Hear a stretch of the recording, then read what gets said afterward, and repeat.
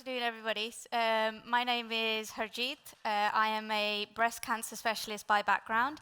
I own a company called Longevity UK, and we are a preventative health company whereby we use medical insights in the form of data from blood testing, stool, urine, all of those type of things to provide insights into people's baseline health status and help them in their health journey.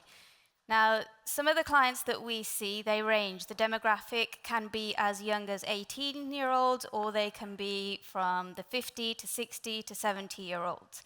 One thing that they all have in common, and hence why they come to us, is they want to take a more active approach to their health. So quite often when we talk about longevity and wellness, these are people that are predominantly lost my wording. These are people that are interested in understanding where their health is at right now, spending money on things like health data, wellness experiences, as opposed to indulging in foods and wines and things like that. So I first wanted to go into just understanding what the wellness traveler is like today. And I describe this from a point of view from having clients that quite often come to us. So we have our services available in the UK, in the Middle East, in Hong Kong, and in parts of Europe.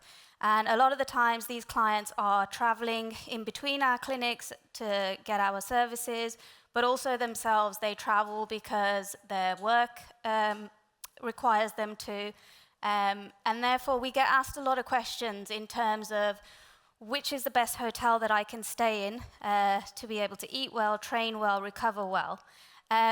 The traveler that we have now, I think, has been redefined. So even if we're looking at these people that are traveling for recreational purposes, they're going on holiday, what they need and what they want and what they're looking for is completely different to what it was before. So these types of people are not only necessarily chasing experiences, but as I said, they're looking to check into a place where they're going to have the best night's sleep.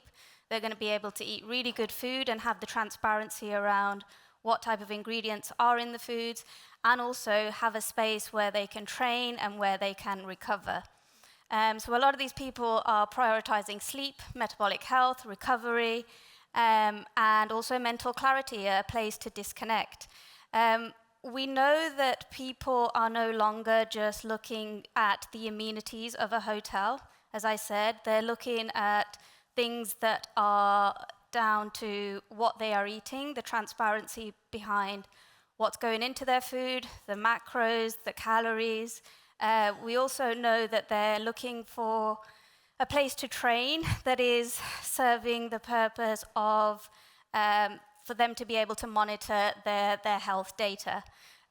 We know firsthand that there is a demographic and a segment of the market that once you're able to provide these things are loyal and they're there for the long term, and also have the spend capability as well to be spending on these type of things. So we know that the wellness traveler, so those people that are seeking for those type of hotel stays, as I said, where they can train, they can recover, we know that they're likely to spend 35 to 55% more on their stay if they are given access to these services. We also know that these people are very data-driven, so I'm pretty sure that many of us in the room here are wearing some form of wearable that allows us to track our health data. A lot of our clients, that when they do go away, the first thing that they want to see is how things like their sleep scores, their HRV, their recovery indexes are all improving. And to do that, there are certain things that feed into that. So the room that they're staying in, is it quiet? Is it simple things like blackout curtains and you don't have 10 different lights in the room, including the fire alarm and things like that? Do they have access to the meals that they want to eat? So a lot of these people are calorie conscious. They want to know that the ingredients are from good sources. Is the hotel providing transparency in all of that? And then similarly, a space for them to train. Is the gym well equipped? Is there access to somebody on the gym floor that can help them? Because a lot of the clients that you have, they fall into two categories. One of the clients is you're serving at the entry point of this journey. So it's an experience for them, it's a learning experience for them. And then you have the other people that have been on this journey for a while and are looking for that continuity as they travel, be that for work or be that for pleasure. So a lot of discussions that we have with people like yourselves when we're asked for advice, one of the first things that people tell us is that we don't have the budget to be spending on putting in X, Y, and Z into our hotels or changing this or changing that. And the reality of it is there is a lot of optimization that you can do in your existing properties before you even have to look at spending more money on a fancy recovery studio with an ice bath and things. So I've already touched on the fact that there can be simple changes, and this is based on the feedback that we get from clients, that the menus that you have, having your macros, having the calories on there. If you've got the choice of 10 breakfast smoothies and none of them have protein in, these are some of the things that people are looking to do. And a lot of people, like our clients that travel to your properties, are quite often packing their suitcase with foods or things that they can have during their stay because they don't get access to it when they're on the property.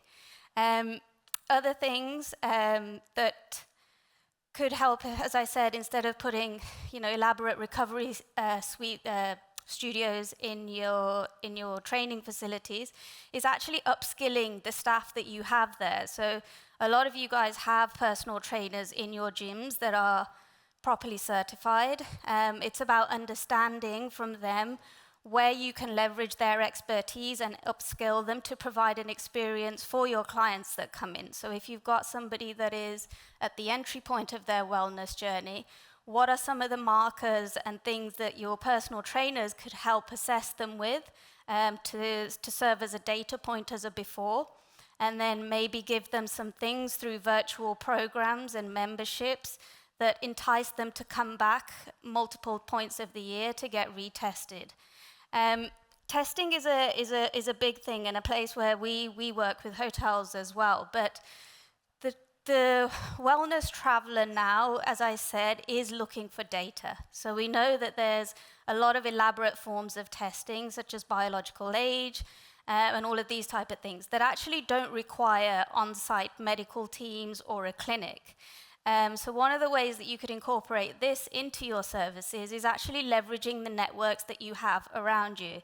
So if we think about somebody that is checking in for an experience where training is super important for them, but they may present with a shoulder injury or a knee injury, understanding whether you have the network, be that your own personal trainers that are skilled enough to do movement assessments for them, or you have a network around you where you have access to physiotherapists, where you can provide those type of services for your client that's checking into your hotel.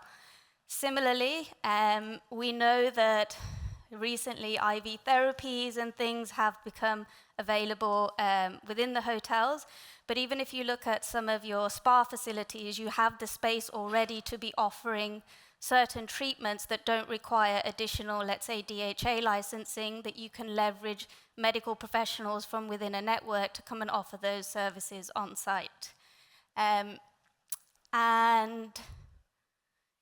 yeah, I guess the key point that I wanted to put across here is that there is an ecosystem that is around you guys, and there is a demographic and a pool of clients that are seeking these services, and it's about understanding how to marry both of those two things together.